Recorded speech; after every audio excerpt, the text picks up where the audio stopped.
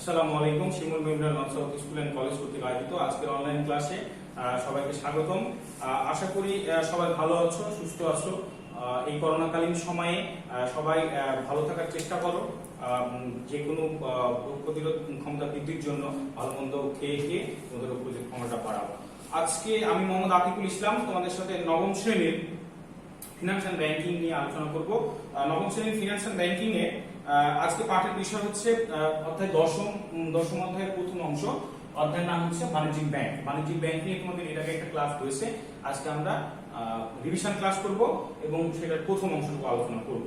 তাহলে আজকে দেখা যাক আমরা যে আলোচনা করব সেই আলোচনা থেকে আমরা কি শিখব। আমরা তিনটা জিনিস শিখতে পারবো। একটা হচ্ছে বাণিজ্যিক ব্যাংক সম্পর্কে জানতে পারবো, বাণিজ্যিক ব্যাংকের উদ্দেশ্য জানতে পারবো, আর বাণিজ্যিক ব্যাংকের কার্যাবলী জানতে পারবো। এই তিনটা বিষয় আমরা আজকের আলোচনা থেকে শিখতে পারবো বা জানতে পারবো। তাহলে আজকের আলোচ্য বিষয়টা কি? আজকের আলোচ্য বিষয় হচ্ছে বাণিজ্যিক ব্যাংকের ধারণা, বাণিজ্যিক ব্যাংকের উদ্দেশ্য, বাণিজ্যিক ব্যাংকের কার্যাবলী। বাণিজ্যিক ব্যাংকের কার্যাবলীকে আবার দুই ভাগে ভাগ করা হয়েছে। একটা হচ্ছে প্রধান কার্যাবলী আর একটা হচ্ছে বিশেষ ও অন্যান্য কার্যাবলী। তাহলে আমরা এই তিনটা বিষয় একটু বিশদভাবে তোমাদের সাথে আজকে আলোচনা করব। প্রথমে আমরা বাণিজ্যিক ব্যাংকের ধারণা নিব আর কি, যে বাণিজ্যিক ব্যাংকটা কি। সাধারণত বাণিজ্যিক ব্যাংক বলতে আমাদের দেশে যে ব্যাংকগুলো পরিচালিত হয় সব ব্যাংকে বাণিজ্যিক ব্যাংক বলা হয়। হ্যাঁ, ব্যাংক মানে বাণিজ্যিক ব্যাংক। শুধু বাংলাদেশ ব্যাংক বা কেন্দ্রীয় ব্যাংক বাদ দিয়ে যতগুলো আমাদের দেশে ব্যাংক আছে মোটামুটি আর্থিক প্রতিষ্ঠান সবই বাণিজ্যিক ব্যাংক। হ্যাঁ, বাণিজ্যিক ব্যাংকের সংজ্ঞা দেওয়া আছে দেখো, মুনাফা অর্জনের উদ্দেশ্যে, মানে বাণিজ্যিক ব্যাংকের প্রধান কাজই হবে মুনাফা অর্জন। হ্যাঁ, মুনাফা অর্জনের উদ্দেশ্যে যে প্রতিষ্ঠান অর্থ ও অর্থের মূল্য পরিমাপযোগ্য বা সেবা লেনদেন করে থাকে এইরকম প্রতিষ্ঠানকে বাণিজ্যিক ব্যাংক বলা হয়। তাহলে আমরা বুঝতে পারলাম যে বাণিজ্যিক ব্যাংকের মূল উদ্দেশ্য বা বাণিজ্যিক ব্যাংক আমরা সেটাকে বলবো যাদের মূল উদ্দেশ্য হবে মুনাফা অর্জন, এবং তারা কি করবে, অর্থের মূল্যে পরিমাপযোগ্য মানে অর্থ দিয়ে তারা লেনদেন করবে এবং সেই লেনদেনগুলো জনগণের সাথে বা গ্রাহকদের সাথে হবে। এইরকম কার্যক্রম যারা পরিচালিত করে তাদেরকে বাণিজ্যিক ব্যাংক বলা হয়। হ্যাঁ, তাহলে আমরা বাণিজ্যিক ব্যাংক সম্পর্কে জানি যে বিভিন্ন ধরনের বাণিজ্যিক ব্যাংক আছে।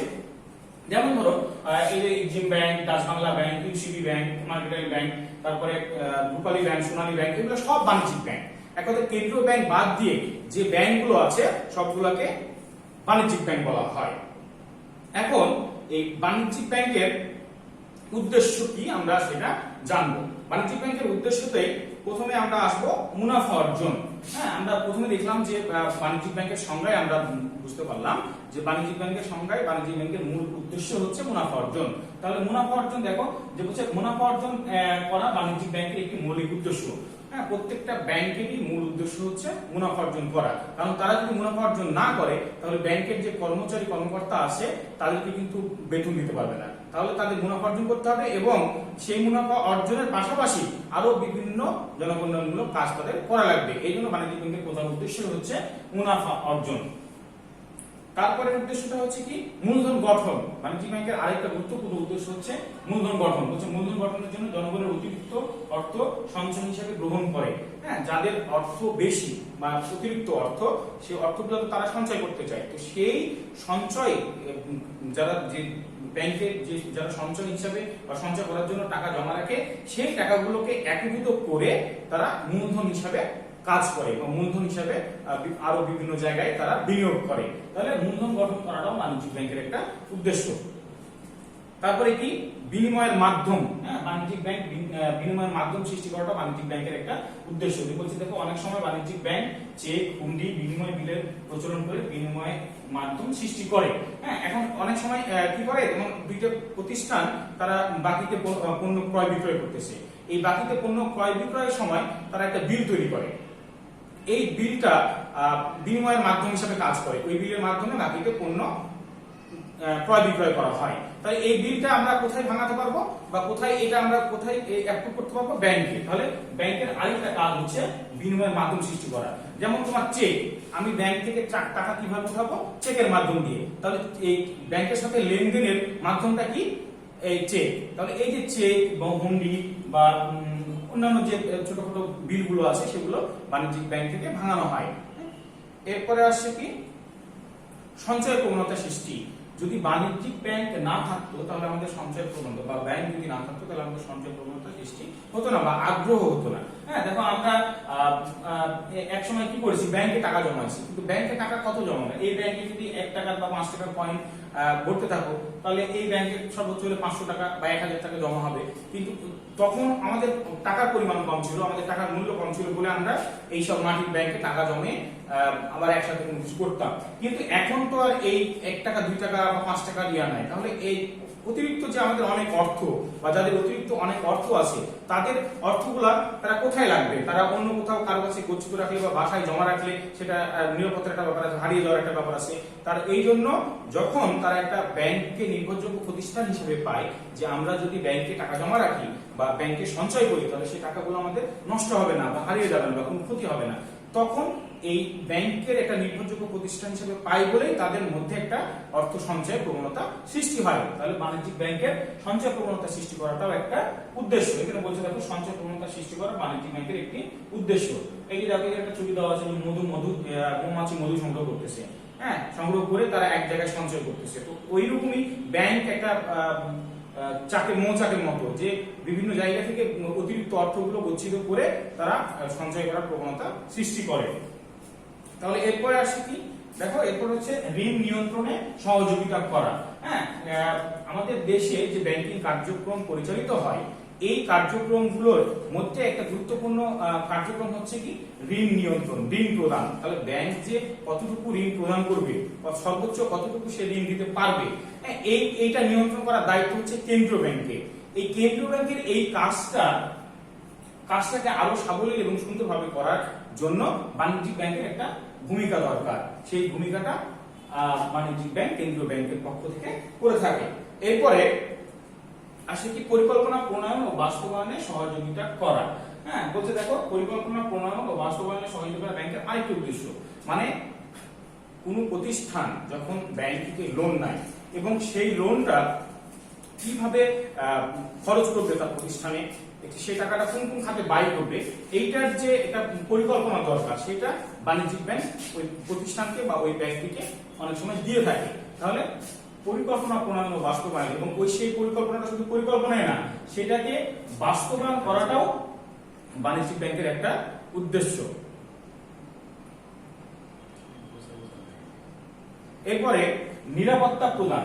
হ্যাঁ, তাহলে কি, আমাদের যে অতিরিক্ত অর্থগুলো আছে, সেই অর্থগুলো সঞ্চয় যদি করতে চাই আমরা, সেই ক্ষেত্রে এই আমরা কিন্তু বাসায় বা অন্য কারো কাছে সঞ্চয় করতে সাহস পাবো না বা ভরসা পাবো না। তাহলে আমাদের ভরসার জায়গাটা কোথায়? ব্যাংক। আমরা যদি ব্যাংকে টাকা জমা রাখি, তাহলে সেই টাকা হারিয়ে যাওয়ার বা চুরি হয়ে যাওয়ার কোনো সম্ভাবনা নাই। বরং আমরা ব্যাংকে টাকা জমা রাখলে এই যে টাকাটা আমরা জমা রাখবো, তার চেয়ে একটু বেশি অর্থ আমরা সুদ হিসাবে পাবো। এই জন্য বলা হচ্ছে যে অর্থের নিরাপত্তা প্রদান করাও ব্যাংকের একটা দায়িত্ব। ব্যাংক শুধু অর্থের নিরাপত্তাই দিয়ে থাকে না। তুমি যদি মনে করো তোমার মূল্যবান দলিল বা মূল্যবান সার্টিফিকেট বা তোমার গহনা তুমি ব্যাংকে জমা রাখতে চাও, হ্যাঁ, কিছু সার্ভিস চার্জ তারা হয়তো নিবে, কিন্তু সেগুলো নিরাপত্তা প্রদান করাটাও বাণিজ্যিক ব্যাংকের একটা উদ্দেশ্য। তারপরে আরো কিছু ছোটখাটো উদ্দেশ্য আছে, আমরা দেখবো, হচ্ছে জনকল্যাণ। হ্যাঁ, বাণিজ্যিক ব্যাংক যে শুধু তোমার মুনাফা অর্জন করে সেটাই না, হ্যাঁ, তারা মুনাফা অর্জনের পাশাপাশি জনগণের কল্যাণেও কিছু কাজ করে থাকে, এটাও তাদের একটা উদ্দেশ্য। কর্মসংস্থান সৃষ্টিটাও বাণিজ্যিক ব্যাংকের একটা উদ্দেশ্য। কারণ বাণিজ্যিক ব্যাংক যত দেশে বৃদ্ধি পাবে, তত কর্মসংস্থান সৃষ্টি হবে বেশি। ব্যাংকে যারা কাজ করতেছে, বাণিজ্যিক ব্যাংক না থাকলে তারা ওই চাকরিটা পেত না। তাহলে এই কর্মসংস্থান সৃষ্টিটাও বাণিজ্যিক ব্যাংকের একটা সৃষ্টি করাটাও বাণিজ্যিক ব্যাংকের একটা উদ্দেশ্য। হ্যাঁ, ধনী দরিদ্রের মাধ্যমে বৈষম্য হ্রাস করণ। এখন কারো অনেক বেশি টাকা আছে, সে ধনী, কারো কম টাকা আছে বা টাকা নেই, সে হচ্ছে গরিব।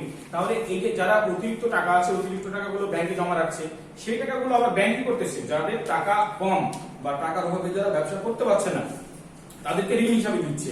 তাহলে এখানে দেখো যে ওই ধনীদের অতিরিক্ত টাকাটা গরিবদের মাঝে বন্টন করে ধনী-দরিদ্রের মাধ্যমে একটা বৈষম্য হ্রাস করছে বা দূর করতেছে, এটাও বাণিজ্যিক ব্যাংকের একটা উদ্দেশ্য। তারপর কি, শিল্প ও বাণিজ্যিক উন্নয়ন। হ্যাঁ, আমাদের শিল্প ক্ষেত্রে বা বাণিজ্যিক আমাদের অর্থনৈতিক বাণিজ্যের ক্ষেত্রে ব্যাংকের একটা ভূমিকা থাকে।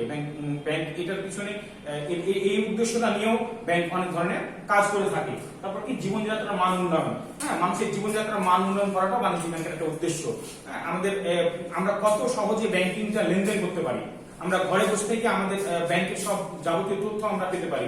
এইভাবে দিন দিন এত উন্নত প্রযুক্তির দিকে ব্যাংক এগিয়ে যাচ্ছে যে আমাদের ব্যাংকে লেনদেন করাটা খুব সহজ হয়ে যাচ্ছে। আমি ঘরে বসে এক জায়গা থেকে আরেক জায়গায় টাকা পাঠাতে পারছি। এই যে আমাদের জীবনযাত্রার মানটা অনেক উন্নত করে ফেলেছে। এই জীবনযাত্রার মান উন্নয়ন করাটাও ব্যাংকের একটা দায়িত্ব। তারপর কি অর্থনৈতিক স্থিতিশীলতা, একটি দেশের অর্থনীতি সবসময় কিন্তু একরকম থাকে না। হ্যাঁ, এইটা যেন স্থিতিশীল থাকে, ভালো অবস্থানে থাকে, সেইটা রাখার জন্য যা যা করা দরকার তাও কিন্তু বাণিজ্যিক ব্যাংক করে। এই বাণিজ্যিক ব্যাংকের এটাও একটা উদ্দেশ্যের মধ্যে পড়ে। তাহলে আমরা দেখলাম যে বাণিজ্যিক ব্যাংকের অনেকগুলো উদ্দেশ্য আছে। এখন আমরা দেখবো বাণিজ্যিক ব্যাংকের কার্যাবলী। বাণিজ্যিক ব্যাংকের কার্যাবলীকে দুই ভাগে ভাগ করা হয়েছে, একটা হচ্ছে প্রধান কার্যাবলী, একটা হচ্ছে বিশেষ কার্যাবলী। প্রধান কার্যাবলীগুলো মোটামুটি সব ব্যাংকই করে থাকে, এই কাজগুলো না থাকলে একটা ব্যাংকে ব্যাংক বলা যায় না। আর বিশেষ কার্যাবলী কোনো কোনো ব্যাংকে থাকে, কোনো কোনো ব্যাংকে থাকে না। আমরা যে উদ্দেশ্যগুলো দেখলাম, এই উদ্দেশ্যগুলো আর কার্যাবলীর মধ্যে খুব বেশি পার্থক্য নাই। শুধু যখন তোমরা লিখবা তখন একটু ঘুরে লিখতে হবে। যেইগুলো বাণিজ্যিক ব্যাংকের উদ্দেশ্য সেইগুলোই তারা কাজ করে। হ্যাঁ, তোমার উদ্দেশ্য হচ্ছে সিএনবি মোড় থেকে সাহেব বাজার যাওয়া। হ্যাঁ, তাহলে এই সিএনবি মোড় থেকে সাহেব বাজার যাওয়ার তোমার কাজটা কি? তুমি অটো ধরে সাহেব বাজার যাবা, তাহলে অটোতে উঠে সাহেব বাজার যাওয়া এটা তোমার কার্যাবলীর মধ্যে, কাজের মধ্যে পড়ে। কিন্তু ওই সাহেব বাজার যাওয়াটা আবার তোমার উদ্দেশ্য। তাহলে দেখো যে এই একটা কাজই কিন্তু উদ্দেশ্য, ওই কাজটাই আবার কার্যাবলীর মধ্যে পড়ছে। তাহলে লেখার সময় শুধু একটু এদিক ওদিক করে লিখতে হবে। তাহলে আমরা দেখি বাণিজ্যিক ব্যাংকের যে দুই ধরনের কার্যাবলী আছে, সেই কার্যাবলীগুলো কি। প্রথমে আমরা প্রধান কার্যাবলী দেখবো। প্রধান কার্যাবলীর মধ্যে এক নম্বরে আসছে আমানত গ্রহণ ও সুদ প্রদান। আমানত গ্রহণ কার কাছ থেকে করবে? গ্রাহকের কাছ থেকে। গ্রাহকের অতিরিক্ত অর্থগুলো তাদের কাছে আমানত হিসাবে বাণিজ্যিক ব্যাংক গ্রহণ করবে, এবং তার বিপরীতে আবার যে আমানতটা গ্রহণ করেছে তার বিপরীতে তাকে সুদ দিবে। এই যে দেখো এখানে সুদ প্রদান করতেছে, এখানে আমানত টাকা গ্রহণ করতেছে। তাহলে এই আমানত গ্রহণ করা হচ্ছে আমানতকারীর নিকট থেকে তাদের সঞ্চয়, চলতি সঞ্চয় বা স্থায়ী হিসাবে যে তিন ধরনের হিসাব খোলা হয় ব্যাংকে, চলতি হিসাব, সঞ্চয় হিসাব আর স্থায়ী হিসাব, এই তিন ধরনের হিসাব খোলার মাধ্যমে জনগণের কাছ থেকে অর্থ সংগ্রহ করে। হ্যাঁ, সেটাই হচ্ছে বাণিজ্যিক ব্যাংকের আমানত গ্রহণ করা। এবং তার বিপরীতে যে যে নিয়ম আছে ওই নিয়ম অনুযায়ী সুদ প্রদান করাটাও বাণিজ্যিক ব্যাংকের প্রধান কাজ। হ্যাঁ, তারপরে কি আসতেছে? মূলধন গঠন। মূলধন গঠন করা, আমি বললাম না মূলধন গঠন ছিল একটা উদ্দেশ্য বাণিজ্যিক ব্যাংকের। দেখো মূলধন গঠন করাটা এটা কার্যাবলীর মধ্যে পড়ে, মানে যেটাই উদ্দেশ্য সেটাই কার্যাবলী। তোমাকে তোমার মতো করে লিখতে হবে। দেখো বলছে দেশের জনগণের ক্ষুদ্র ক্ষুদ্র সঞ্চয়গুলো বাণিজ্যিক ব্যাংক কিভাবে বাণিজ্যিক ব্যাংক বিভিন্ন প্রকার আমানতের মাধ্যমে সংগ্রহ করে ব্যাংক মূলধন গঠন করে। হ্যাঁ, ব্যাংকের মূলধনটা কোত্থেকে? ব্যাংকের মূলধনটা আসে হচ্ছে জনগণের অতিরিক্ত অর্থ থেকে। জনগণের অতিরিক্ত অর্থ যখন তারা আমানত হিসাবে ব্যাংকের কাছে জমা দেয়, ওই টাকাটাই তখন ব্যাংক তাদের মূলধন হিসাবে বিভিন্ন জায়গায় বিনিয়োগ করে। তারা বিভিন্ন ব্যবসা প্রতিষ্ঠানে বিনিয়োগ করে, তারা অন্যান্য ব্যবসা প্রতিষ্ঠানে ঋণের মাধ্যমে বিনিয়োগ, ঋণ দেওয়ার মাধ্যমে বিনিয়োগ করে। হ্যাঁ, তাহলে যে ব্যাংকের মূলধন গঠন করাটাও একটা তোমার বাণিজ্যিক ব্যাংকের কাজ। তারপর কি? ঋণ মঞ্জুর ও সুদ গ্রহণ। হ্যাঁ, আমরা যখন দেখলাম যে আমানত গ্রহণ করাটাও ব্যাংকের একটা কাজের মধ্যে পড়তেছে, সেই আমানত থেকে যে মূলধনটা গঠন করলো সেই মূলধনটা আবার অন্যকে ঋণ হিসাবে দেওয়াটাও বাণিজ্যিক ব্যাংকের একটা কাজ। এবং যেমন আমরা আমানত দেওয়ার বিপরীতে সুদ নিচ্ছি গ্রাহকরা বা অতিরিক্ত অর্থ কিছু পাচ্ছি, হ্যাঁ ঠিক সেই রকম ব্যাংক যখন কাউকে সুদ ঋণ দিচ্ছে তার বিপরীতে আবার ব্যাংক ওই গ্রাহকের কাছ থেকে কিছু সুদ নিচ্ছে। তাহলে বুঝতে পারছো যে ব্যাংক প্রথমে আমানত গ্রহণ করবে, ওই টাকাটা তাদের মূলধন হিসেবে কাজে লাগাবে, এবং সেই মূলধনটা কিভাবে কাজে লাগাবে? ঋণ দেওয়ার মাধ্যম দিয়ে। এখানে লেখা আছে দেখো, বাণিজ্যিক ব্যাংক জনগণের সঞ্চিত অর্থ আমানত হিসেবে গ্রহণ করে সেই অর্থ ঋণ গ্রহীতাদের বিভিন্ন মেয়াদি ঋণ হিসেবে প্রদান করে। তাহলে আমরা বুঝতে পারলাম যে যেই টাকাটা আমরা দিচ্ছি আমানত হিসাবে, সেই টাকাটা আবার যাদের টাকা কম আছে বা অর্থ কম, তাদের ব্যবসার জন্য টাকা দরকার, তাদেরকে আবার ব্যাংক ঋণ হিসাবে দিচ্ছে এবং তার বিনিময়ে তাদের কাছ থেকে তারা সুদ নিচ্ছে। তাহলে আমরা তিনটা কার্যাবলী দেখলাম। এরপরে দেখি 4 নাম্বার, বলছে ঋণ আমানত সৃষ্টি করা। একটা গ্রাহক যখন কোনো ব্যাংকে গিয়ে একটা হিসাব খুলে, যে কোনো হিসাব, সে সঞ্চয় হিসাব হোক বা তোমার স্থায়ী হিসাব হোক বা চলতি হিসাব হোক, ঋণ খোলার সাথে সাথে হ্যাঁ এই তোমার ওই ব্যাংকের একটা ঋণ আমানত সৃষ্টি হয়। এখানে লেখা আছে দেখো, ঋণ গ্রহণের সময় ঋণ গ্রহীতাকে ব্যাংকের সাথে একটি হিসাব খুলতে হয়। এই যে বললাম হিসাব খুলতে হয়, 3 ধরনের বা 4 ধরনের হিসাব আছে। এই ঋণের সেই অর্থ হিসাবে জমা করার সময় সেটা ক্রেডিট করা হয় এবং ওই অ্যাকাউন্ট থেকে বা ওই হিসাব থেকে যখন কোনো অর্থ উত্তোলন করা হয় তখন সেটাকে ডেবিট করা হয়। এই যে কার্যক্রমগুলো ওই অ্যাকাউন্টের মধ্যে চলতে থাকে, এই চলা যখন শুরু হয়ে যায় তখনই একটা ব্যাংকে ঋণ আমানত সৃষ্টি হয়। এরপরে আসে কি বিনিময়ের মাধ্যম সৃষ্টি। হ্যাঁ, এখানে অনেকগুলো ছবি দেওয়া আছে, দেখো বিনিময়ের মাধ্যম সৃষ্টি কিভাবে ব্যাংক বিনিময়ের মাধ্যম সৃষ্টি করে। এই যে একটা চেক, এটা পে অর্ডার, হ্যাঁ বিভিন্ন বিল থাকে, হ্যাঁ তারপর ক্রেডিট কার্ড, ডেবিট কার্ড, এই ধরনের বিভিন্ন বিনিময়ের মাধ্যম ব্যাংক সৃষ্টি করে। হ্যাঁ, এটা ব্যাংকের একটা কাজ। মনে করো তুমি ক্রেডিট কার্ড, ব্যাংকের ক্রেডিট কার্ড বা ডেবিট কার্ড তুমি সংগ্রহ করলা, এটা তুমি বিনিময়ের মাধ্যম হিসেবে ব্যবহার করবা। কিভাবে ব্যবহার করবা? যখন তোমার টাকার প্রয়োজন হবে তখন তুমি ডেবিট কার্ডের মাধ্যমে টাকা ব্যাংক থেকে বা গ্রুপ থেকে উঠাতে পারছো। তার মানে এই যে তোমার সাথে ব্যাংকের যে লেনদেনটা হলো, এই লেনদেনটা কার মাধ্যম দিয়ে হলো? এই ডেবিট কার্ড বা ক্রেডিট কার্ডের মাধ্যম দিয়ে হলো। তুমি কোনো কেনাকাটা করছো, তোমার কাছে টাকা নাই, নগদ টাকা নাই, কিন্তু তোমার কাছে ক্রেডিট কার্ড আছে, তাহলে এই ক্রেডিট কার্ড দিয়ে তুমি ব্যাংক কোনো দোকান থেকে বা কোনো ব্যবসা প্রতিষ্ঠান থেকে যে কোনো জিনিস ক্রয় করতে পারবা। তাহলে এই ক্রয় করার জন্য ক্রেডিট কার্ডটা ব্যবহার হলো। তাহলে যে দোকানদারের সাথে আর তোমার মাঝখানে যে একটা লেনদেন হলো, এই লেনদেনটা কিসের মাধ্যমে পরিশোধ করলা? ক্রেডিট কার্ডের মাধ্যমে। তাহলে এই জিনিসগুলো হচ্ছে বিনিময়ের মাধ্যম। চেকের মাধ্যমে টাকা তোলা হয়, এটা একটা বিনিময়ের মাধ্যম। তাহলে এখানে কি বলছে দেখো, বাণিজ্যিক ব্যাংক বিনিময়ের মাধ্যমে মাধ্যম হিসাবে ব্যাংক চেক, বিল, প্রত্যয়নপত্র, bank draft, pay order, debit card, credit card ইত্যাদি ব্যবহার করে থাকে। তাহলে আমরা বিনিময়ের মাধ্যম সৃষ্টি কি সেটা বুঝতে পারলাম। এবার আসে কি আমদানি রপ্তানিতে সাহায্য করা। হ্যাঁ, এটা বাণিজ্যিক ব্যাংকের আরেকটা কাজ, যে হচ্ছে আমদানিকারকদের দেশি মুদ্রা থেকে বৈদেশিক মুদ্রায়, রপ্তানিকারকদের বৈদেশিক মুদ্রা থেকে দেশি মুদ্রা রূপান্তর করার প্রয়োজন হয়, যা ব্যাংকগুলোর অন্যতম কাজ। হ্যাঁ, মনে করো তুমি আমেরিকায় থাকো, আমেরিকা থেকে ডলার আয় করেছো, সেই ডলারগুলো তুমি তোমার বাংলাদেশে এসে বাংলাদেশের টাকায় কনভার্ট করবে। এটা কোথায় করতে হবে? তোমাকে ওই ব্যাংকের মাধ্যম দিয়েই করতে হবে। তাহলে এটাও একটা ব্যাংকের কাজ। আবার তুমি হয়তো ব্যবসা করো, তোমার যে কাঁচামালগুলো বা তোমার যে পণ্য, হ্যাঁ তোমার যে মেশিন, সেগুলো তোমাকে দেশের বাইরে থেকে নিয়ে আসতে হয়। হ্যাঁ, তো সেটা কিসের মাধ্যমে নিয়ে আসবা? এই যে বলছি প্রত্যয়নপত্র বা লেটার অফ ক্রেডিট। হ্যাঁ, এই যে তোমরা দেখতেছো, এখানে একটা ছবি দেওয়া আছে, এই ছবিতে দেখো যে এইখানে কিন্তু বিদেশ থেকে যে পণ্যগুলো আসছে সেগুলো এখানে লঞ্চ করছে, এইখান থেকে আবার তোমার প্রতিষ্ঠানে চলে যাবে।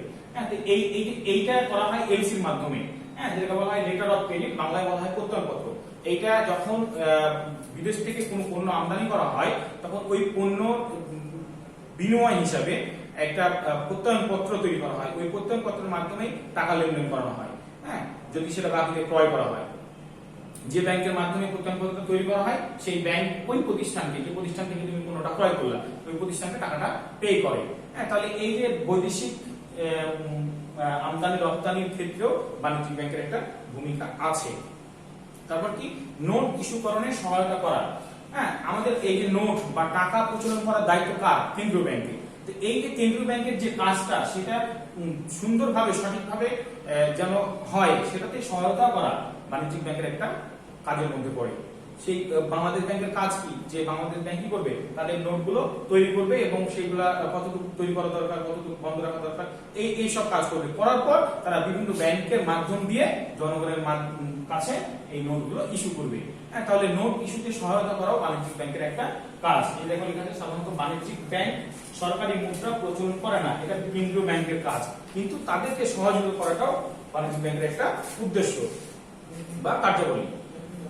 বাণিজ্যিক ব্যাংকের বিশেষ বা অন্যান্য কার্যাবলী। বাণিজ্যিক ব্যাংকের বিশেষ অন্যান্য আমরা দেখলাম যে প্রধান কার্যাবলী, এখন আমরা দেখব বিশেষ বা অন্যান্য কার্যাবলী। বিশেষ ও অন্যান্য কার্যাবলীর মধ্যে প্রথমে আসে কি মূলধন বিনিয়োগ। বলছে ব্যাংক ঋণ প্রদানের পাশাপাশি অন্যান্য শিল্প বা বাণিজ্যিক প্রতিষ্ঠানে মূলধন বিনিয়োগ করে, যা একটি দেশের মোট উৎপাদন ও মূলধনের গতিশীলতা বৃদ্ধিতে সাহায্য করে থাকে। হ্যাঁ, এক কথায় বাণিজ্যিক ব্যাংক যে মূলধনটা বিনিয়োগ করে বিভিন্ন প্রতিষ্ঠানে করে দেশের যে অর্থনীতি আছে সেই অর্থনীতিকে চাঙ্গা করার চেষ্টা করে, এটাকে বলা হয় বাণিজ্যিক ব্যাংকের একটা বিশেষ বা অন্যান্য কার্যাবলী। এরপরে আসছে 2 নম্বরে, দেখো অর্থনৈতিক উন্নয়নে ভূমিকা রাখা। দেশের যে অর্থনৈতিক চাকা আছে বা অর্থনৈতিক যে অবস্থা আছে সেটাকে সবসময় উন্নয়নের দিকে এগিয়ে নিয়ে যাওয়ার ক্ষেত্রে বাণিজ্যিক ব্যাংক একটা গুরুত্বপূর্ণ দায়িত্ব পালন করে। এখানে কি আছে দেখো, বাণিজ্যিক ব্যাংক একটি দেশের সার্বিক অর্থনীতি তথা শিল্প, বাণিজ্য, পরিবহন, যোগাযোগ, গৃহ নির্মাণ, শিক্ষার ব্যাপক অগ্রগতি তথা দেশের সার্বিক অর্থনৈতিক উন্নয়নে গুরুত্বপূর্ণ ভূমিকা পালন করে। তাহলে বাণিজ্যিক ব্যাংকের অর্থনৈতিক উন্নয়নে ভূমিকা পালন করাটাও একটা কাজ। অর্থ স্থানান্তর, এক জায়গা থেকে আরেক জায়গায় অর্থ পাঠানো, সেটা দেশের মধ্যে হোক বা দেশের বাইরে হোক, এই কাজটা করে থাকে কে? ব্যাংক। এটা ব্যাংকের কাজ। হ্যাঁ, এমনকি এমন একটা পর্যায়ে এই অর্থ লেনদেনটা ব্যাংক নিয়ে আসে যে তুমি ঘরে বসে থেকে এক অ্যাকাউন্ট থেকে আরেক অ্যাকাউন্টে টাকা ট্রান্সফার করতে পারবা, বা তুমি ঘরে বসে থেকে বিকাশের মাধ্যমে, মোবাইল ব্যাংকিং এর মাধ্যমে এক জায়গা থেকে আরেক জায়গায় টাকা পাঠাতে পারবা।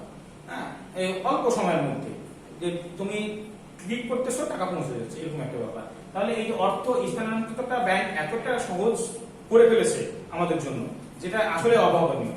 এটা আরো দিন দিন উন্নতির দিকে যাচ্ছে। হ্যাঁ, আরো সবকিছু ইজি হয়ে যাবে। ঘরে বসে থেকেই তুমি ব্যাংকে টাকা জমা করতে পারবা, ঘরে বসে থেকে হয়তো ব্যাংক থেকে টাকা উত্তোলন করতে পারবা, এরকম পর্যায়েও এক সময় যেতে পারে। হ্যাঁ, তাহলে এই অর্থ স্থানান্তর করাটাও ব্যাংকের একটা কাজ। তারপর পরামর্শ দান। হ্যাঁ, বলছে যে মক্কেলদের অনুরোধে বিভিন্ন প্রকার ব্যবসায়িক পরামর্শ দেওয়া এবং তাদের সম্পদ ব্যবস্থাপনা করাটাও ব্যাংকের একটা কাজ। মনে করো ব্যাংক থেকে তুমি 50 লাখ টাকা লোন নিলে তোমার প্রতিষ্ঠানের জন্য। এখন তুমি এই 50 লাখ টাকা যে প্রকল্পে বিনিয়োগ করছো, সেই প্রকল্পে বিনিয়োগ করার জন্য তোমার একটা পরিকল্পনা করা দরকার, এবং কোন কোন খাতে ব্যয় করবা সেটার জন্য একটা পরিকল্পনা করা দরকার। এই পরিকল্পনা তুমি করতে পারছো না, বা তোমার ওরকম কোনো ম্যান পাওয়ার নাই। তুমি যদি ব্যাংকে আবেদন করো যে আমার একটা পরামর্শ দানকারী দরকার, হ্যাঁ, এরকম একটা আবেদন যদি তুমি ব্যাংকে করো, তাহলে ব্যাংক তোমাকে একজন পরামর্শদাতা দিবে। তাহলে পরামর্শ দেওয়াটাও একটা ব্যাংকের কাজের মধ্যে পড়ে। তারপর কি? কর্মসংস্থান সৃষ্টি। ওই যে ব্যাংকের একটা উদ্দেশ্য ছিল কর্মসংস্থান সৃষ্টি, ওইরকমই ব্যাংকের উদ্দেশ্য যেটা, সেটাই কাজ কিন্তু। হ্যাঁ, এই যেখানে ব্যাংকে বসে তারা কাজ করতেছে, এদের কর্মসংস্থান সৃষ্টিতে ব্যাংকের একটা ভূমিকা আছে। বলছে ব্যাংক আর্থিক প্রতিষ্ঠান হিসেবে একটা দেশের কর্মসংস্থানে সহায়তা করে থাকে। একটা দেশের কর্মসংস্থানের সহায়তা, মানে কর্মসংস্থান সৃষ্টি করাটা কার দায়িত্ব? সরকারের দায়িত্ব। তাহলে সরকারকে ব্যাংক তাদের ভিতরে যে কর্মসংস্থানগুলো সৃষ্টি হচ্ছে, সেগুলো সৃষ্টি করার মাধ্যমে সরকারকে হেল্প করছে। তাহলে কর্মসংস্থান সৃষ্টি করাটা ব্যাংকের একটা কাজের মধ্যে পড়ে। তারপর কি? কৃষি উন্নয়ন ও শিল্প উন্নয়ন। হ্যাঁ, কৃষি ক্ষেত্রে উন্নয়নের জন্য ব্যাংকের একটা বিশাল ভূমিকা আছে। শুধু কৃষি ক্ষেত্রে উন্নয়নের জন্য কিছু কিছু ব্যাংককে কৃষি ব্যাংকের নামে আখ্যায়িত করা হয়েছে, যেমন বাংলাদেশ কৃষি ব্যাংক, রাজশাহী কৃষি উন্নয়ন ব্যাংক। এদের মূল কাজই হচ্ছে কৃষি ক্ষেত্রে উন্নয়ন করা। তাহলে কৃষি ক্ষেত্রে উন্নয়ন করাটাও ব্যাংক, বাণিজ্যিক ব্যাংকের একটা কাজ। শিল্প উন্নয়ন, যেটা দেখলাম আমরা, শিল্প ক্ষেত্রে বড় বড় শিল্প প্রতিষ্ঠানে বিনিয়োগ করে তাদের শিল্পটাকে বা তাদের শিল্প প্রতিষ্ঠানটাকে উন্নতির দিকে এগিয়ে নিয়ে যাওয়ার ক্ষেত্রেও ব্যাংকের একটা ভূমিকা আছে। তাহলে এটাও একটা ব্যাংকের কাজ। আমরা কাজগুলো দেখলাম, এই পর্যন্ত আজকে পড়া ছিল। এখন আমরা মূল্যায়ন দেখবো। বলছে ওচি কি? ওচি হচ্ছে ব্যাংক কোনো ব্যক্তির হয়ে যখন কোনো কাজ করে, তখন তাকে ওচি বলা হয়। তারপর কি? বাণিজ্যিক ব্যাংক বিনিময়ের মাধ্যম হিসেবে কিসের প্রচলন করে? বাণিজ্যিক ব্যাংক বিনিময়ের মাধ্যম হিসেবে চেক, হুন্ডি, বিনিময় বিল এইসব প্রচলন করে থাকে। সংরক্ষিত তহবিল কি? সংরক্ষিত তহবিল হচ্ছে তুমি যদি কোনো তহবিল নিজের কাছে সংরক্ষণ করার পর সেইটা যদি তুমি ব্যাংকে জমা না রেখে নিজের কাছে করো, এবং ব্যাংকে জমা রাখলে যেটা তুমি বেশি পেতা সেটা না পাওয়ার যে পেলা না, সেটাকে বলা হচ্ছে সংরক্ষিত তহবিল। তোমার কাছে সংরক্ষণ না করে ব্যাংকে সংরক্ষণ করা। কোনটি? বাণিজ্যিক ব্যাংকের মূল উদ্দেশ্য। বাণিজ্যিক ব্যাংকের মূল উদ্দেশ্য আমরা দেখলাম, বাণিজ্যিক ব্যাংকের মূল উদ্দেশ্য হচ্ছে মুনাফা অর্জন করা। তো এই ছিল তোমাদের সাথে আজকে ক্লাস। আগামী দিন এই দশম অধ্যায়ের উপর একটা রিভিশন টপ টেস্ট নেওয়া হবে। তোমরা ভালোভাবে পড়ে টপ টেস্টটা দিবা। আগামী দিন আগামী কোনো নতুন একটা অধ্যায় নিয়ে কথা হবে। আজকে এই পর্যন্ত। সবাই ভালো থাকো, সুস্থ থাকো। আল্লাহ হাফেজ।